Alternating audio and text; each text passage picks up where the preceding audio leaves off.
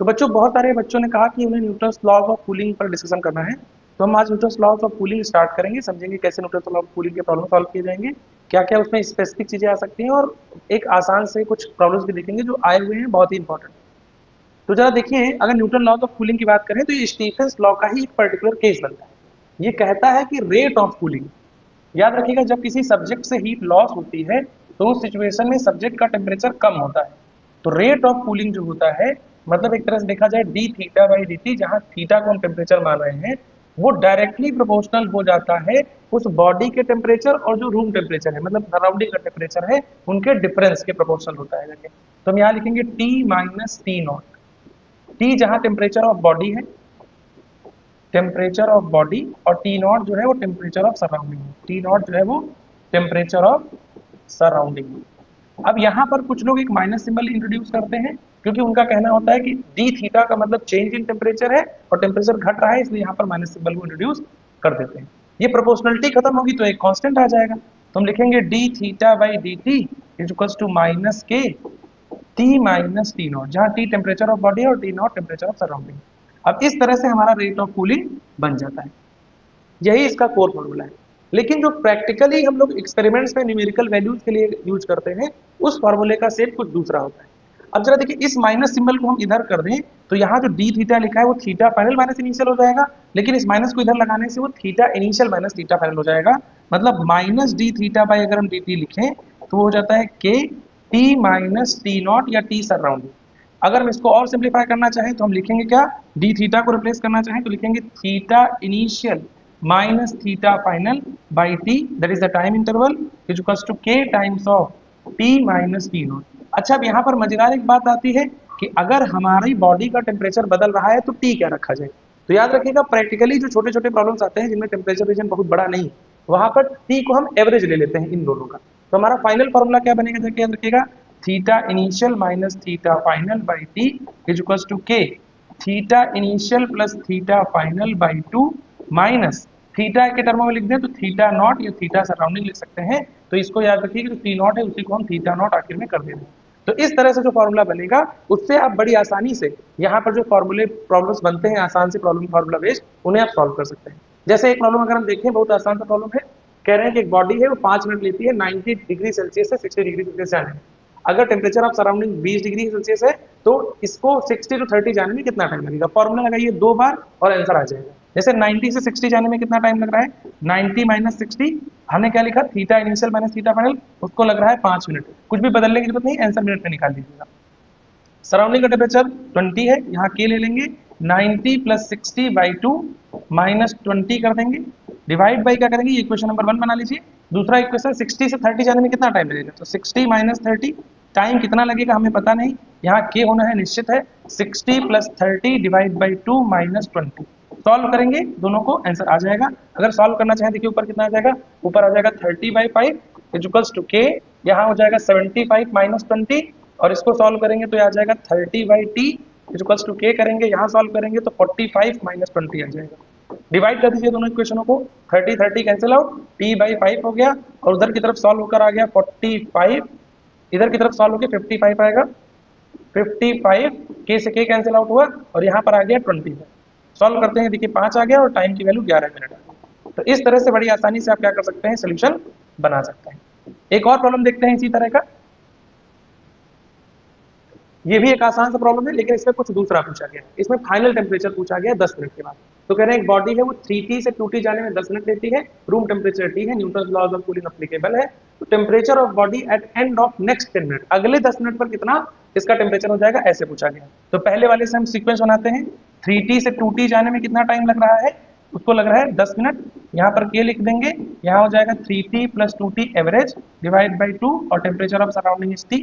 बाद में कितना हो गया है हमें पता नहीं है, लेकिन हम लिखते हैं थीटा इनिशियल माइनस फाइनल। तो पहले देखिए क्या हो रहा है, 3T से 2T हो रहा है, फिर 2T से अगले 10 मिनट में ये कहाँ पहुंचेगा वो हमें पता नहीं। तो इस सीक्वेंस को सॉल्व कर ले, इस सीक्वेंस को सॉल्व करना है तो हम मान लेते हैं 2T माइनस टी फाइनल हो जाएगा। अगले 10 मिनट की ही बात कर रहे हैं तो 10 हो जाएगा। यहाँ के कर रहे हैं, जरा देखिए 2T plus T final by 2 minus T कर देंगे, इक्वेशन 1 इक्वेशन 2 डिवाइड करके यहाँ पर भी काम हो सकता है हमारा। तो ऊपर देखिए क्या बचेगा, ऊपर सब्सट्रैक्ट होकर T बाई 10 बचेगा, नीचे सॉल्व नहीं हो पाएगा क्योंकि फाइनल टेम्परेचर पता नहीं, लेकिन 10 हो जाएगा। दूसरी तरफ सॉल्व करेंगे, k से k कैंसिल आउट हो जाएगा, ऊपर देखिए 5t/2 हो जाएगा, सॉल्व करने पर वो बचेगा 3t/2 और नीचे सॉल्व करने पर क्या, कुछ नहीं बचेगा, 2t + t final by 2 minus T. अच्छा इसमें एक काम कर सकते हैं हम लोग, इस t से इस t को कैंसिल आउट कर सकते हैं, 10 से 10 को कैंसिल आउट कर सकते हैं। अच्छा अगर हम इस वाले टर्म को इधर भेज देते हैं, क्रॉस मल्टीप्लाई करते हैं जैसे नॉर्मली सॉल्व करते हैं, तो क्या बचेगा जरा देखिए, 2t + t final by 2 minus t is equals to, ये हो जाएगा 3/2 of 2t minus t final. इस इक्वेशन को सॉल्व करें तो क्या आ जाएगा, हमारा रिजल्ट आ जाना चाहिए। इसको देखिए डिवाइड करते हैं तो t + t final by 2 minus T करते हैं, t से t कैंसिल आउट करते हैं, this is 3t minus 3/2 of tf, tf को एक तरफ बाकी सब एक तरफ, तो tf/2 + 3/2 of tf is equals to 3t हो जाएगा।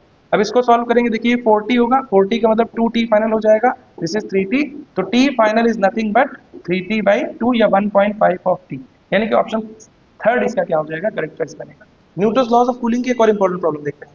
कह रहे हैं 62 से 50 डिग्री सेल्सियस बन रहा है 10 मिनट में, अगले 10 मिनट में 42 जा रहा है, तो पूछा गया सराउंडिंग का टेम्परेचर बताइए। तो बड़ी आसानी से हम सॉल्व कर सकते हैं, पहले 62 से 50 गया 10 मिनट में, इक्वल्स टू इधर की तरफ क्या हो गया, k कांस्टेंट है, 62 + 50/2 कर देते हैं, टेम्परेचर ऑफ सराउंडिंग T0 या थीटा0 हमें पता नहीं, इक्वेशन 1 कर देते हैं। दूसरा इक्वेशन हो जाएगा कि 50 से अब वो 42 हो जा रहा है अगले 10 मिनट में, k यहाँ पर सॉल्व करेंगे 50 + 42/2 माइनस T0 कर देंगे, दो इक्वेशन बन गए, दोनों को सॉल्व करेंगे, क्या कर देंगे, यहीं से डिवाइड कर दीजिए, k से k खत्म कर दीजिए, ऊपर की तरफ 12/10, 10 से 10 खत्म कर दीजिए, यहाँ 12 यहाँ 8 हो गया, तो 12/8 हो गया।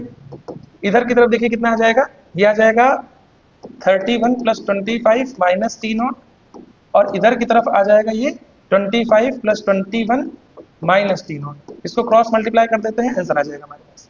इसको सॉल्व कर दें तो ये 2 हो जाएगा, ये 3 हो जाएगा, 3 मल्टीप्लाइड बाई, इसको सॉल्व करेंगे यहाँ कितना आ जाएगा 46 minus 3T0 is equals to, यहाँ पर सॉल्व करेंगे तो ये हो जाएगा 56 × 2, 2 × 56 माइनस 2T0। अब देखिए T0 एक तरफ, बाकी सारी वैल्यू एक तरफ, तो यहाँ सॉल्व करेंगे कितना आ जाएगा 138, इसको सॉल्व करेंगे तो आ जाएगा 112, और इधर की तरफ चला गया तो माइनस 2T0 + 3T0, सॉल्व करने पर हमारा आंसर आ जाएगा दिस इज T0, एंड यहाँ पर आंसर आ रहा है 26, तो 26 degree Celsius will be our surrounding temperature. इस तरह से ऑप्शन सी इसमें करेक्ट हो जाता है।